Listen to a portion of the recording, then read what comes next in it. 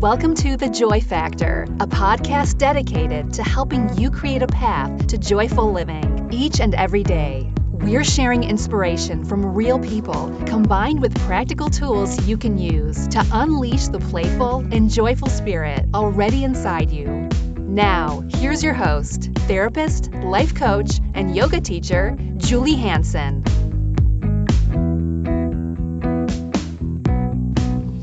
Hello and welcome to episode 9 of the Joy Factor podcast. My guest today is Jacqueline Lawson from Joyful on Purpose. In May of 2012, Jackie's husband Brian lost his battle with cancer and died 112 days after his diagnosis. From the start, Jackie made a conscious decision to find joy in the midst of pain, no matter what. Unless you've been through the loss of a loved one, it's hard to know just exactly how you'd respond. Talking to Jackie was a real privilege because she wholeheartedly admits to the intensity of her loss, but at the same time, she does exactly what the Joy Factor is all about. She rises toward the light, even when seemingly surrounded by darkness. She reaches in deep and manages to find her own voice in the process. This is a special episode that will leave you feeling hopeful and inspired, I'm sure.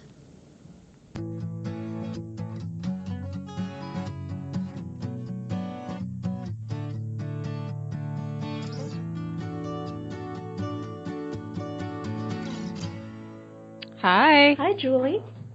Hi. Do you go by Jackie or Jacqueline? I always end up going by Jackie. As much as you try to go, by your full name, it doesn't happen. Well, with a middle name like Joy, I mean, geez. Well, how can you go wrong, right? I know. And it's funny because a few times lately I've noticed that, I'll be somewhere and someone will go, "Hey, Joy." And then they're like, "Wait a minute." I'm like, "Hey, that's okay." All right, Jackie Lawson, thank you so much for coming to the Joy Factor tonight. I'm so excited to talk to you. I am thrilled to be here and really looking forward to our conversation. There is so much amazing stuff on your website, but I wanted to take our listeners.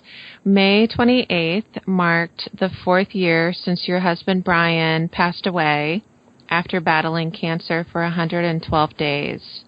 You wrote that through his journey to death, I found life and found my voice. Can you tell us a little bit about that?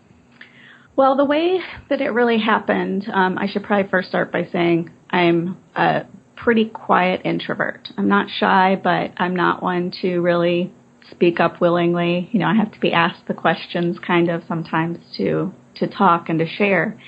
And when he got the official diagnosis in the hospital, we had a very quiet conversation between ourselves, and he said, "I want you to promise me that you'll tell our story." And of course I made that promise, and I didn't really know exactly what that would look like, and as it turned out, it really did turn into just an online journal for me to keep in touch with family and friends, and all of a sudden it started blossoming into something I never expected, which was Joyful on Purpose. And that's really where I found my voice. I realized I did have a story to tell, and it wasn't the one I necessarily wanted to tell, but through it I discovered I had something that people probably needed to hear, and I did find life. I mean, I watched a very strong person slowly fade away, but I also felt like as he was fading, I was pretty much blossoming, and that was the gift that he left me, was tell our story and go on and do great things. Wow. So were there other people that were there with you along the way, with you and Brian? What was that like? We were very fortunate in that we had the opportunity to move from where we were in Fort Myers, Florida, and go back to where both his parents and brother was. And my parents and both my brothers. So we had, and a lot of other extended relatives. So we had a lot of people around us, and he was in hospice care, but it was at home. That's where he wanted to die and live out those final days. So we were surrounded really by an incredible hospice team and family and friends. So that there was a lot of support there, a lot of involvement. He got to have those final conversations with people. He got to celebrate his 38th birthday, which was his last birthday, surrounded by family. So it was a really special time in a lot of ways. It was, and I've said so many times to people, I never expected that it would be both the most tragic thing I ever experienced, but also the most beautiful, because there were just in the midst of, medications and stress and emotions and pain and all of that, there was also, I watched him learn to cope with it. And I still can't even really wrap my mind around how does someone know, death is coming. He knew it would be his last birthday. He knew that sometimes the conversation he was having was going to be the last one with that person. But then I saw the beauty in that he smiled so much, and he joked along the way. He made cancer jokes probably more than anybody else. He just found, he found the humor and the good, and we had very deep conversations too, where he felt like he had figured out what it meant to be a man, what it meant to be a husband, what it meant to be a father, and just what it meant to be a human.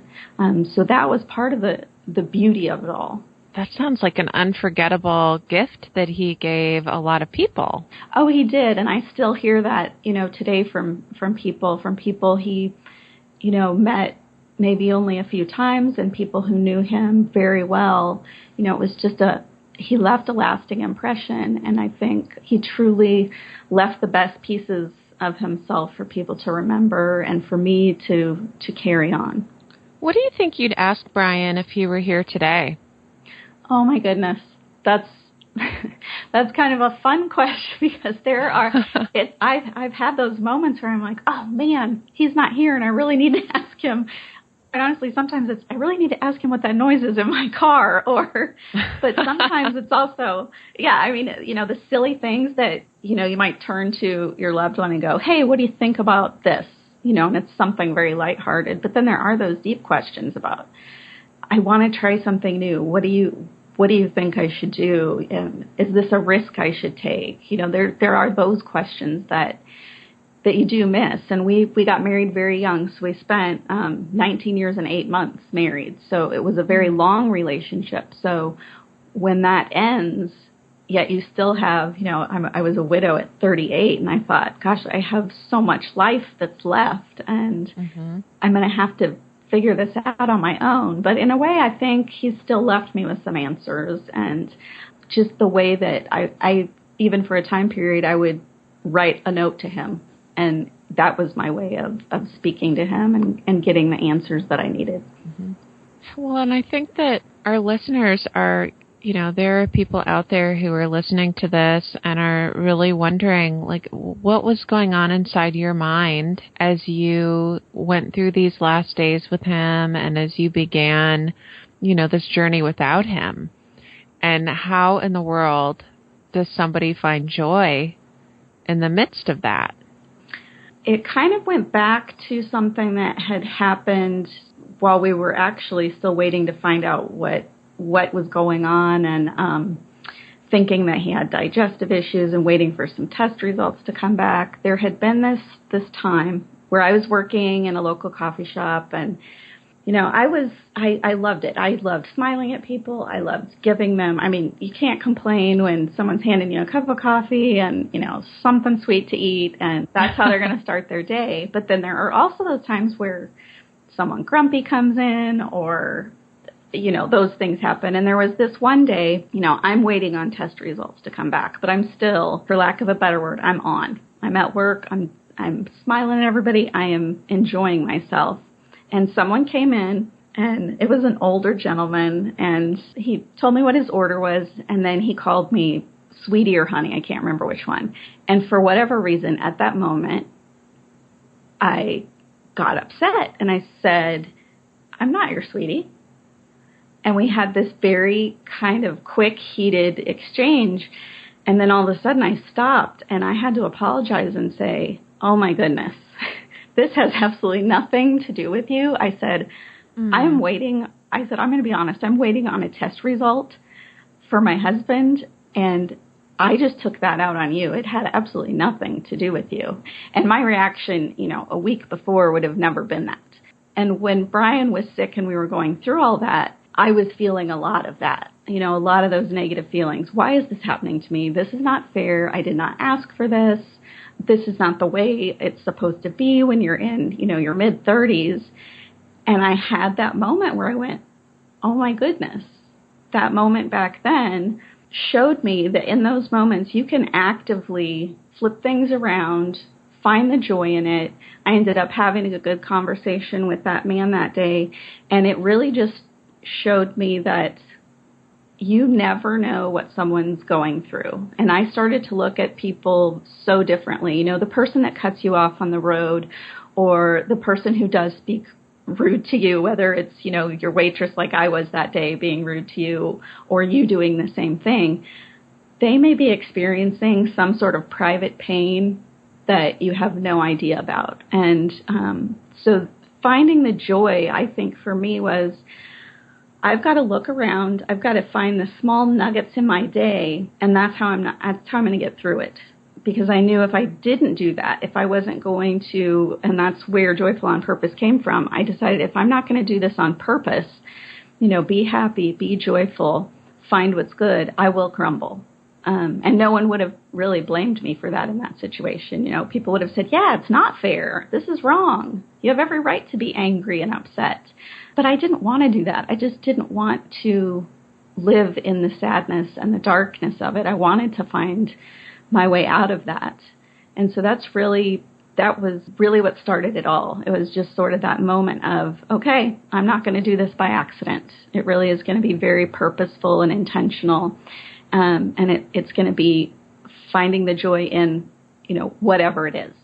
Right. And you just, you did what science says works, but that the rest of us, are good at forgetting. Mm-hmm.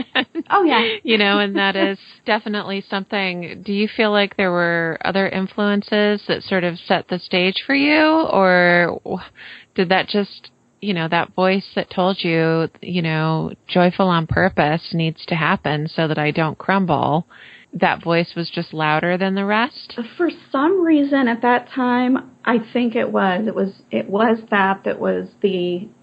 the loud voice saying, this is the way that you need to handle this. And I think I'd always been a generally very happy person. I'd been, one of those little twirling girls who, I wasn't a girly girl, but I would do dances and plays for my family, and then I'd go run outside and climb trees and stomp through puddles. So I think there'd always been that undercurrent of being just a pretty happy, joyful person. But you can definitely let circumstances, negative people, anything like that, you can kind of let that creep in and start to rob you of it. And you have to, I think, be very careful and say, no, I'm not gonna let that happen. I'm going to make another choice here. So for those folks that maybe didn't already, have a connection with that current that you're talking about, and who really just are crumbling and just feel like, all of those thoughts that you had, why is this happening? This isn't fair. All of the kind of natural reactions that you'd have. What advice or suggestions or guidance might you offer for those folks? One thing I'm going to say is going to seem like stating the obvious, and that is smile.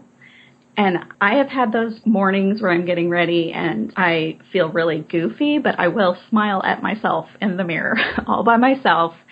And it's kind of practicing that simple act. And then making sure I smile at other people, that I smile for no reason. And I think practicing that really does, it does start to change things. And it sounds silly and, like it's not going to be that big of a deal, but I think it makes a big difference. And I would say I'm probably a pretty smiley person now, and it comes more natural. When I do feel down, I feel like I can find something to smile about. And this quote had popped up the other day that I had read so many times, and then I actually posted it on Facebook too, and that was Thich Nhat Hanh and his quote of, sometimes your joy is the source of your smile, but sometimes your smile is the source of your joy. And I really believe that's true. I think sometimes, when you're looking around and you're thinking, man, things are just so tough, sometimes you have to go, wait a minute, I can smile. I have the freedom to do that. No one can stop me from doing that if I want to. And sometimes that simple thing can be your joy. So that's one thing I would tell people. And another thing would be start flipping things. And I worked with a life coach who reinforced this. And then I had this one blog post that I wrote while Brian was sick, and I realized as she was going through the exercises with me about flipping things in your mind and turning negatives into positives, that I had actually done that when I wrote that piece. And some of the things I did then was I would talk in that post about the way I could see things. I could see visitors as kind of a burden, and I could see things as this is unfair, and why am I so unlucky? Why is life not going my way? But then you can flip those around and you can say, wait a minute, I am lucky. I might be becoming a widow at 38, but I was blessed with 20 years with a person. I have 2 incredible kids. You can do that. Or there were family members who would come over and I think, gosh, all Brian's doing is sleeping. This must be boring for them. This isn't meaningful. I could have seen it that way, but instead I would actually think, they're getting to spend those precious moments with him, and even watching him sleep must be the most gratifying thing just because it's that time and sitting quietly enjoying the moments of alert and awake, but then just watching the peace of the sleep. So I think that if you really start to just flip things around in your mind and say, okay, if I could look at this in another way, what would I do? And then making conscious statements, whether you have to write it down or say it. I think there is power in saying things out loud and in writing them down. They really sink in better. So I would tell people to do that too. Those are good suggestions. And I like, just the idea of calling upon it, mm-hmm. and it being, sort of our body and our brain are wired to smile. Mm-hmm. Those actions really are there to help soothe us and to help lift our mood. And so I think those are some simple and practical tips that be easy for anybody to at least think about doing. Mm-hmm. So do you have a daily practice that you believe contributes to your success these days? I think one of the things that has really become a practice for me, and it kind of goes along with the flipping things around, I look for what I call my equals joy moments. And it started because I would end a blog and I would say something, whatever it was, equals joy. And so that's really what I kind of latched onto is what can I do today? What is going to be my equals joy moment? And I think sometimes when I have felt very lonely or very depressed, just kind of at a loss for how is anything joyful, I have found, again, the very simple things. Haircuts equal joy. My Wonder Woman socks equal joy. But then you can also, if you're having those times where you're having great conversations with friends, or, that can be girl time with my friends equals joy. A new job equals joy. Forgiveness certainly equals joy. So I really look for every single day, what's my equals joy moment? And some days, if you're having a rough day, there might only be one. That's all you can come up with. And other days, it may be, wow, I've got dozens of equal joy moments today. And that's definitely something that I have put into practice. I try and it's become a tagline with me. It's become a hashtag with me. And then one other thing that I do is I have decided to only post positive things on social media. And that's because I think we're so connected. You can almost not get away with these days, not having, a Facebook, a Twitter, everything, Instagram. But I have decided I will not be, and this is my practice, I will not be a voice of negativity. And there are times, sure, when I want to chime into a conversation, but I know it might take me down a negative road. And I really want anything I say and anything I do to reflect the way that I want to live and the person that I want to be and the things that I want to pass along. And I really feel the more I have done that, the more it's really come back to me. That's why I get called accidentally, my middle name is Joy, and people will accidentally call me Joy now. People will send me photos of the word joy that they find.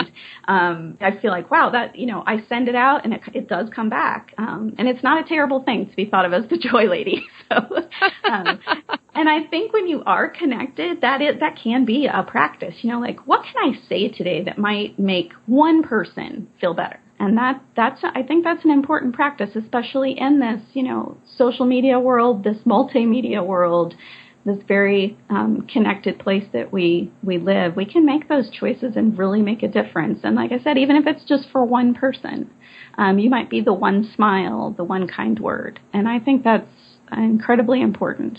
Those are the important things to give voice to. Mm-hmm. I think you're right. There's way too much negativity. And I wrote down bringing out the best in others, leaving people better than you found them, just sort of thinking about the impact of being the Joy Lady mm-hmm. and giving, who knows who it might be on a particular day, but just taking that little step or saying, a little something positive that has such a huge ripple effect. It really does. And I think when you are looking for those things, you do tend to start noticing, maybe there's a person who other people view as, not very friendly or kind of unapproachable. I kind of see those as challenges. What can I see about that person that maybe everybody else isn't seeing? What could I say or do to, encourage them to smile or say something to make them laugh? And it truly has made a difference. I've had people that I would have initially thought, oh my, they're just kind of standoffish and not someone I might want to be around, who end up being people I really enjoy talking to and who make me laugh and smile just as much. So I think you're right. We have to look for the good, and there always is that we can find in others. Do you have one or two online or entertainment resources, maybe a book you've enjoyed that you would recommend to help our listeners? And of course, feel free to mention your own book. Well, I would say that if anybody is, struggling with loss, or even just wants to understand a story of, okay, how did this person find those equals joy moments, and what is this all about? I did write a book. I turned all those journals that I kept during the time that my husband was ill and after he passed away, and I did write a book called 112 Days, A Story of Holding On and Letting Go. So obviously I'd want people to read that. And then the other thing, and I'm not saying this because this is a podcast, but I'm a huge podcast fan. I just find them intriguing, educational, happy, and I have about 35, honestly, that I listen to regularly.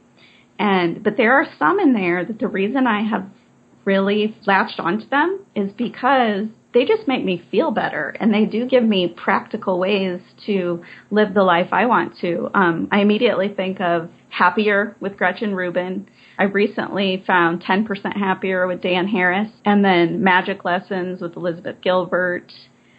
I just think they're so uplifting, very practical. You inevitably find something you relate to and you go, oh my goodness, that's me. I've struggled with that. Or, how do I get through that? Or can you really be that happy? And I think, podcasts like Happier show us that, yeah, you can. So I really do turn to those kind of things. And I take away so much. And I think it's just, filling your mind with, again, good things, just lots of good stuff in so you can really spread that joy. Good stuff. I love how, Gretchen Rubin, I think a recent episode, she was talking about Lucky Charms. Mm-hmm. Did you hear that one? Yep. love Lucky Charms. I think it's, and I have some that are actual little charms, but I also have rocks and, little things that just sort of are visual reminders. So it's cool how the options are endless, that each of us can figure out, well, what's going to remind us to be happier, or what's going to remind us to sort of look for the joy in the day. Mm-hmm, absolutely. So I'm glad you mentioned those, because those are all great podcasts that I listen to too. Yeah, I think it's just, there's just such a wealth of sharing out there. And yeah, like you said, I mean, where you go, oh yeah, Lucky Charms, I do have some of those. Or if someone doesn't, they can kind of go, hey, I want one. What could be my Lucky Charm? Yeah. Yes. Okay, Jackie, if there are folks out there who want to learn more about the work you're doing, or who might be interested in working with you or learning more about your writing, what is the best way for people to find you?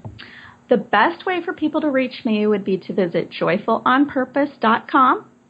And on there, they can contact me. There's a form to fill out, and then I can get in touch with them, and we can find out what they're looking for. They can sign up for my newsletter on the same website, and read the things I've written, find out more about who I am and my story, and I'll reach back out to them.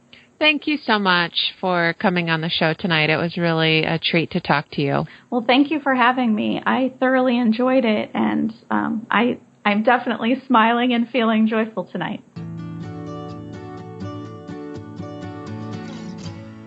Such a wonderful story of hope and possibility. Talking to Jackie reminded me how kind and thoughtful people really can be.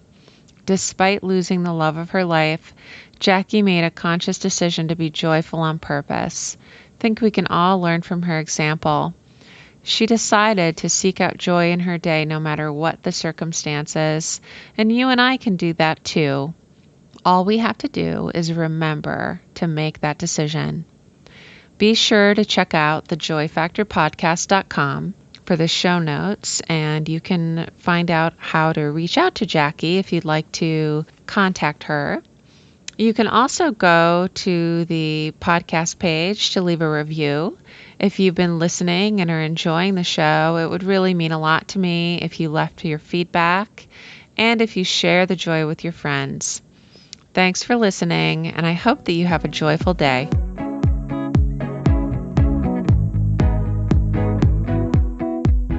Thank you for listening to The Joy Factor. For more information, visit www.thejoyfactorpodcast.com.